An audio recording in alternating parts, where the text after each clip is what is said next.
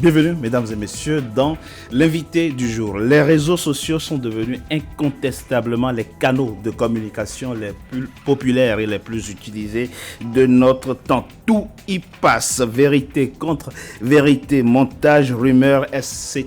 Se pose la question de la liberté d'expression sur ces supports. Peut-on tout dire et tout écrire sur les réseaux sociaux? C'est précisément pour débattre de cette question qu'une table ronde est prévue à Abidjan, en Côte d'Ivoire, du 3 au 4 décembre prochain. Moustapha Diaby, chef d'entreprise, opérateur économique, délégué RHDP en France, est l'un des organisateurs de cette table ronde. RHDP, c'est le parti au pouvoir en Côte d'Ivoire. Il est mon invité du jour. Moustapha Diaby, bienvenue à vous et merci d'avoir accepté notre invitation. Merci. Peut-on tout dire et tout écrire sur les réseaux sociaux? Pourquoi cette question se pose-t-elle, à votre avis? Cette question se pose aujourd'hui parce qu'on a constaté qu'on vient des élections présidentielles. Oui. Ça a posé pas mal de problèmes en Côte d'Ivoire. Il y a eu assez de pertes en vie humaine. Oui. Donc, pour nous, il faut faire un travail en amont. Donc, c'est-à-dire qu'il faut ouvrir maintenant le débat, ouvrir la concertation sur les dérapages, oui, les fake news sur les réseaux sociaux, pour qu'on arrive à situer, oui, les différentes responsabilités, oui, que ce soit au niveau des concessionnaires, c'est-à-dire les propriétaires, oui, que ce soit aussi au niveau des utilisateurs. Alors, c'est vrai que votre pays, la Côte d'Ivoire, vit une crise post-électorale. Dans quelle mesure pensez-vous que les réseaux sociaux ont contribué à alimenter cette crise? Mais je pense qu'il n'y a pas eu assez d'éveil. On a vu, par exemple, pendant les élections, oui, présidentielles, la campagne présidentielle aux États-Unis, oui, que certains réseaux tels que Facebook, oui, ou Twitter, oui, ont limité leur accès au président, même Donald Trump. Donc nous voulons, alors qu'en Côte d'Ivoire, les gens ont passé le temps à appeler à la haine raciale, à appeler à la haine ethnique, à la haine religieuse. Donc il aurait fallu, selon vous, limiter l'accès aux réseaux sociaux pendant les élections? Pour moi, il fallait mettre une sorte de veille, oui, de telle sorte que cet organisme-là, à côté de la police, fasse un travail en amont, c'est-à-dire un travail de tri, d'information, d'alerte, pour que ceux qui s'adonnent à ce genre d'activité, oui, puissent être limités dans l'accès. Oui, alors c'est vrai que vous parlez de veille. Que vise véritablement la table ronde que vous organisez à Abidjan, en Côte d'Ivoire, le 3 décembre prochain? Mais donc, c'est d'ouvrir le débat, oui, et que les participants qui vont venir, il y a des spécialistes en communication, oui, il y a des spécialistes en droit, donc des juristes, il y a des cyberactivistes, il y a des cybermilitants, oui, qui viendront et c'est ensemble, nous voulons évoquer pour qu'on arrive à faire des propositions concrètes au gouvernement pour voir comment on peut mettre une instance qui puisse réguler, comme on le fait au niveau de la presse. Parce que c'est vrai qu'il y a la liberté d'expression, oui, mais... Vous parlez de censure, hein, pour qu'ils puissent censurer effectivement les posts qui sont... Les dérives et les dérapages.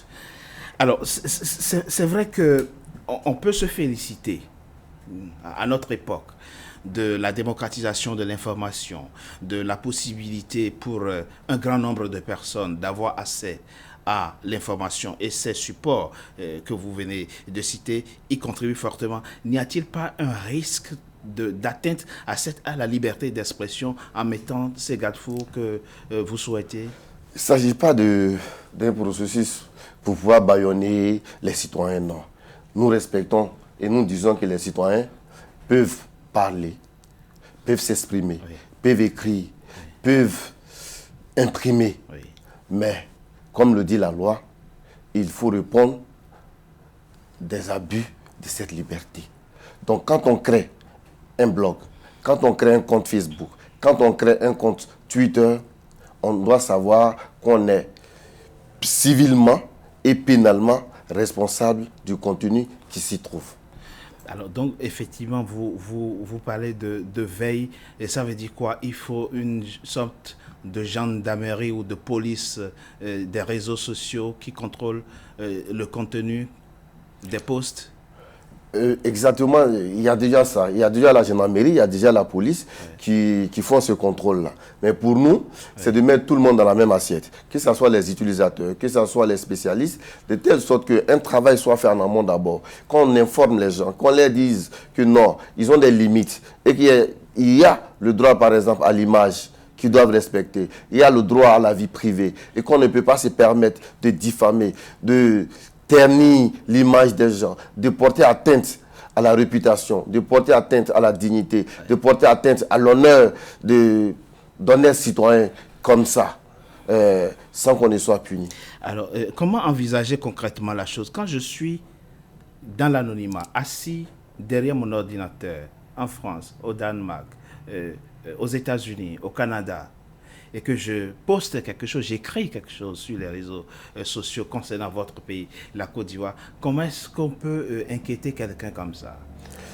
À partir du moment, le contenu, par exemple, peut porter préjudice à la stabilité, à la cohésion sociale, à la cohésion nationale, mais je pense qu'il faut signaler déjà aux opérateurs. Il faut signaler près de Facebook pour dire, par exemple, tel utilisateur ou telle personne, par exemple, pour ce poste-là, il faut le supprimer. D'accord. C'est aussi facile. C'est aussi facile, sauf que je me souviens avoir récemment participé à un séminaire sur la question à Nairobi où Mark Zuckerberg dit effectivement, moi j'ai renforcé mes équipes pour faire une sorte de veille, une sorte de police sur Facebook et qui est chargée de supprimer effectivement les contenus douteux, notamment ceux qui appellent à la haine, etc. Mais il y en a toujours qui passent par les mailles du filet. On ne peut pas tout contrôler, on ne peut pas tout supprimer instantanément. Exactement, on ne peut pas tout supprimer, mais il faut un travail. Il faut un travail. Il faut un organisme fiable, un organisme qui n'est pas là, peut-être, qui sera crédible en fait. C'est ce que nous voulons. C'est-à-dire que ce soit l'opposition, que ce soit les ethnies, que ce soit que tout le monde soit à l'intérieur. En fait, ce n'est pas pour... On ne vise personne en particulier. On ne vise aucun groupe en particulier. On ne vise aucune organisation en particulier. Mais c'est pour pouvoir préserver la cohésion sociale. Parce que nous-mêmes, nous sommes africains. Et ça ne devait pas se poser en Afrique. Parce qu'en Afrique, il y a des fondamentaux qui sont là. Il y a des valeurs qui demeurent en Afrique et qu'on doit respecter. Ces valeurs-là, c'est le respect.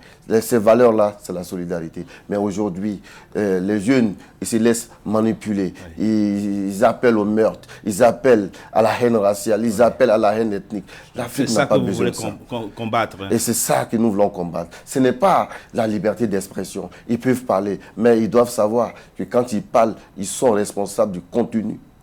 Oui. Voilà. Ce qu'ils disent. Et qu'ils peuvent être pénalement et civilement responsables du contenu, de leur message. Je l'ai dit, votre table ronde est prévue du 3 au 4 décembre prochain à Abidjan, en Côte d'Ivoire, et va débattre de la question « Peut-on tout dire et écrire sur les réseaux sociaux ?» Qui sont ceux qui sont attendus à cette table ronde à Abidjan, en Côte d'Ivoire? Comme je le disais tantôt, il y a des spécialistes en communication qui seront là, donc des professeurs en Côte d'Ivoire en communication. Il y a des juristes qui seront là. Il y a aussi des professeurs, un professeur qui partira de la France, M. Perron, c'est un spécialiste, mais qui va plus parler de l'employabilité en Côte d'Ivoire, et surtout en Côte d'Ivoire et en Afrique, de manière générale. Donc pour que les jeunes Africains puissent se réapproprier l'Afrique et puis pensent que non, les sujets qui seront abordés au cours de ces différents thèmes permettront aux jeunes Africains d'avoir confiance à l'Afrique et que non, on peut développer l'Afrique par nous-mêmes. Moustapha Diaby, je rappelle que vous êtes opérateur économique, chef d'entreprise délégué RHTP en France. RHTP, c'est le parti au pouvoir en Côte d'Ivoire et que vous militez pour une meilleure conscientisation des utilisateurs des réseaux sociaux. Un des organisateurs de la table ronde prévue à Abidjan du 3 au 4 décembre. Merci à vous. Merci, mon frère Roger. Merci encore Richard, Africa 24 parce que vous me donnez l'occasion ici de faire un appel à tous les Ivoiriens. Ce n'est pas un groupe ethnique qui est visé. Ce n'est pas, je répète, pour un parti politique. Et c'est tout le monde qui est concerné. C'est pourquoi ensemble, nous discutons et que nous trouvons une solution au dérapage, parce qu'on est tous victimes. Merci. Et on est tous responsables. Merci à vous. C'était l'invité du jour, mesdames et messieurs. Merci d'avoir été en notre compagnie. À très bientôt pour un nouveau numéro de l'invité du jour.